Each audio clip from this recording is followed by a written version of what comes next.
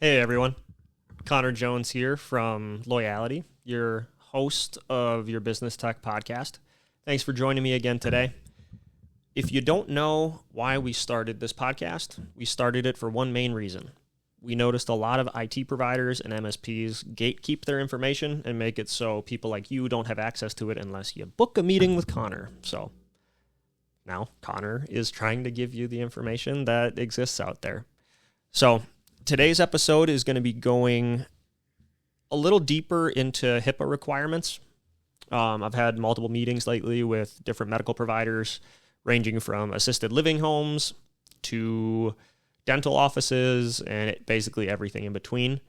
But if you follow me on LinkedIn, which you probably do if you're watching this, honestly, you might remember my post about the HIPAA requirements and the HIPAA security law that will probably be changing here in May or June of 2026.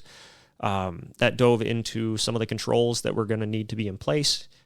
And I'm going to go a little bit deeper today on this podcast about what you can do to preemptively target some of those things and what you can do to just change your culture internally when it comes to how to better handle patient data.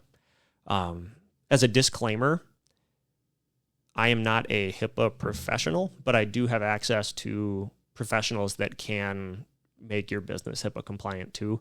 I also want to say that all of the things that I'm going to tell you today are just good practices to have in general at a business, whether you are a health professional, a healthcare provider, or a manufacturer, or a finance person. Just know that these things are real, and there's a reason why the government is now trying to make it so they have to be in place for organizations.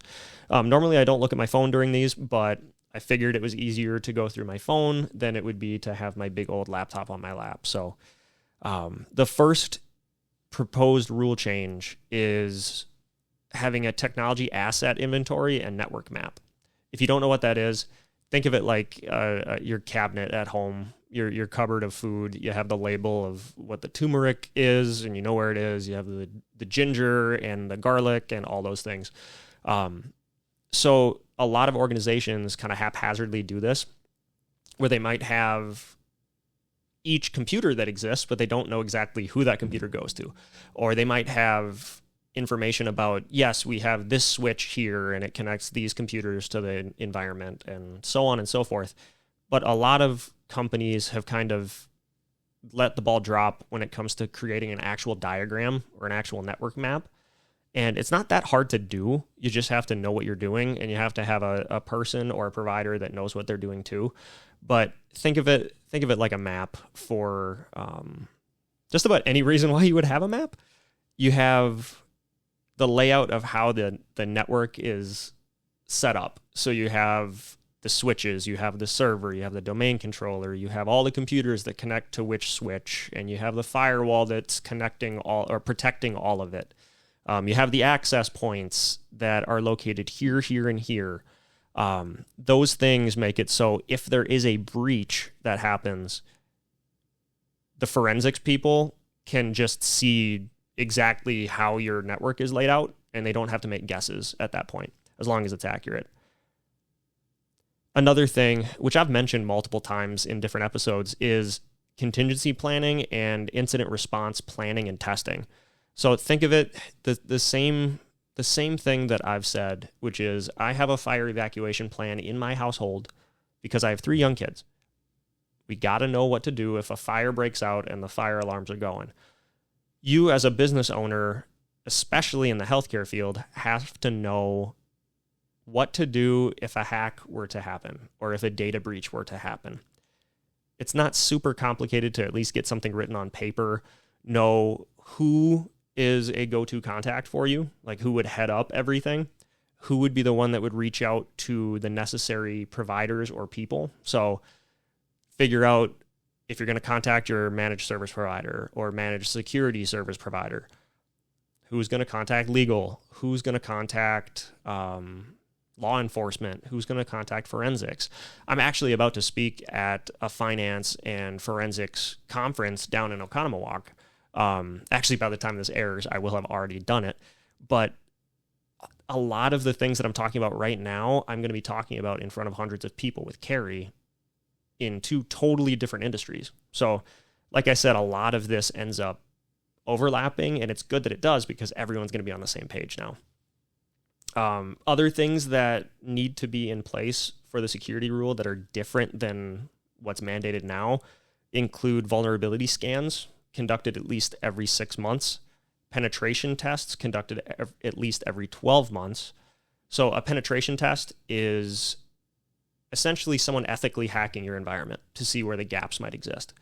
A vulnerability scan is to look a little bit deeper at each individual part of the environment and see where vulnerabilities might exist, where you can patch them or you can reconfigure something. But that'll help because then not only are you checking this box, you're also able to feel confident about the security that you have in place. Multi-factor authentication, something I talk about all the time to the point where people are probably annoyed with me. It's so simple to do. That and the cybersecurity awareness training, it's relatively inexpensive.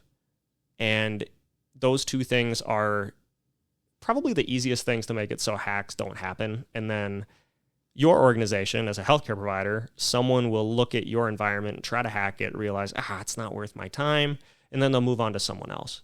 So don't let yourself be the low-hanging fruit that will get hacked. And that's part of why the security rule is going to be updated. So then healthcare providers just aren't worth targeting anymore. And then maybe they move on to manufacturers, or maybe they move on to other companies or other industries so then they can get paid.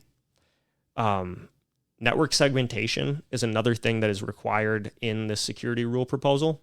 That is making it so not everything on the network can communicate with each other at the same time. So think of it as like rooms within a house. That's the best way that I can put it. You shut your door, not everyone has access to you unless they knock on the door and try to get in. And then one other thing that I wanted to mention is patch management.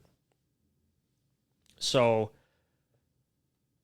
I'm assuming that most of you guys have phones, have computers, and are able to click on the update phone or update the iOS update to get it rolling. That's the same thing that has to happen to computers to make it so they run efficiently, to make it so any security issues or vulnerabilities are patched and taken care of. But also, it makes it so there are less ways for bad guys to get in. Hence the patching. Like patching of a wall or fixing a wall, you're going to make it so something can't get through. But yeah, those are the key ones that I wanted to hit. There are other ones like data backups and making sure that you're testing those backups and making sure you have immutable backups. Immutable meaning that they cannot be changed or rewritten by a hacker or by an administrator or anyone like that. There was a horror story that I had recently talking to an organization. They weren't a healthcare provider, but they thought that their IT provider was backing up everything like they were supposed to, like they were testing the backups. Turns out they weren't in the way that they thought they would be. And a server disk corrupted. They tried to spin up the backup. The backup was also corrupted. And they lost decades worth of data. If that happened to a healthcare provider, y'all are going to get sued. And I hate to use scare tactics, and it might sound like I am. I'm trying to be calm about this. I'm trying to just get the information out to you the way that you need to hear it. But these are real world scenarios that I hear. These are real world rules that are going to be in place, almost like laws, where if you don't comply, you're liable for damages, you're liable to be sued, you are liable to be fined.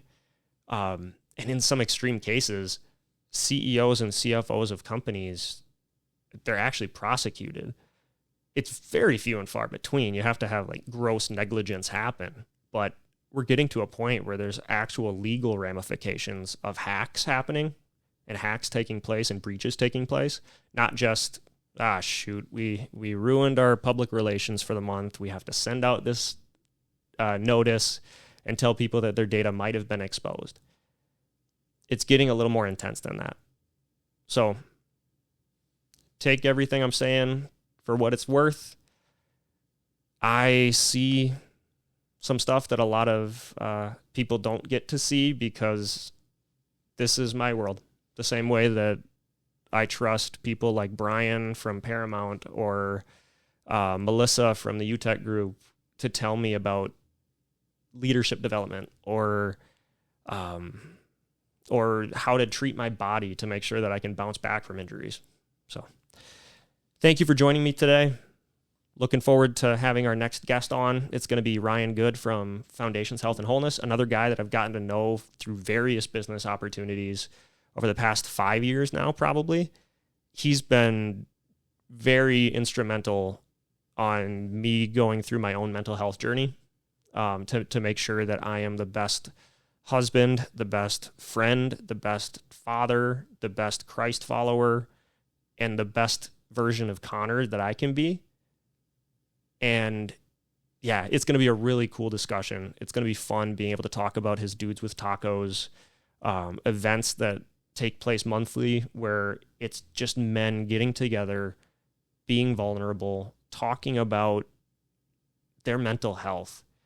Because arguably mental health in the workplace is more important than physical health in the workplace, more important than even having some of these security controls in place. Because if you aren't mentally healthy, what's the point?